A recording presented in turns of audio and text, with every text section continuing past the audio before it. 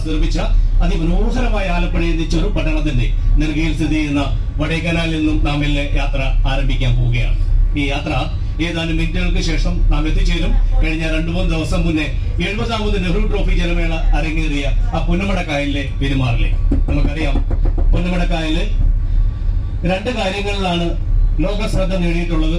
ഒന്ന്, നെഹ്റു ട്രോഫി അവിടെ അരങ്ങേറുന്നു. 2, പുരവഞ്ചുകൾ അഥവാ ഹൗസ് ബോട്ടുകൾ. കേരളത്തിൽ അതിന്റെ ഏറ്റവും വലിയ ടെർമിനൽ സ്ഥിതി ചെയ്യുന്നത് ഈ പുന്നമടയുടെ ഓരത്താണ്. അപ്പൊ നമ്മൾ പുന്നമടയിൽ ചെല്ലുമ്പോൾ ഈ കാര്യങ്ങളെല്ലാം കണ്ടും കേട്ടും അടുത്ത 10 മിനിറ്റ് കഴിയുമ്പോൾ നാം എത്തിച്ചേരുന്നതാണ് കേരളത്തിലെ ഏറ്റവും വലിയ കായലായ വേമ്പനാട്ട് കായലിന്റെ പെരുമാറിലേക്ക്. നമുക്കറിയാം, ആലപ്പുഴ, കോട്ടയം, എറണാകുളം എന്നീ 3 ജില്ലകളിലായിട്ട് പരന്നു കിടക്കുന്ന ആ വേമ്പനാട്ട് കായലിന്റെ പടിഞ്ഞാറേ ഓരത്തുള്ള നാഷണൽ വാട്ടർവേ വഴിയാണ് അടുത്ത 1 മണിക്കൂർ നമ്മുടെ യാത്ര. ഈ യാത്ര ചെന്ന് ചേരുന്നതാണ് കായലിന്റെ മധ്യഭാഗത്ത് ഒരു പച്ചപ്പൊക്കെ നമുക്ക് വിശേഷിപ്പിക്കാം. അങ്ങനെ മനോഹരിയായിട്ട് നിൽക്കുന്ന ആ പാത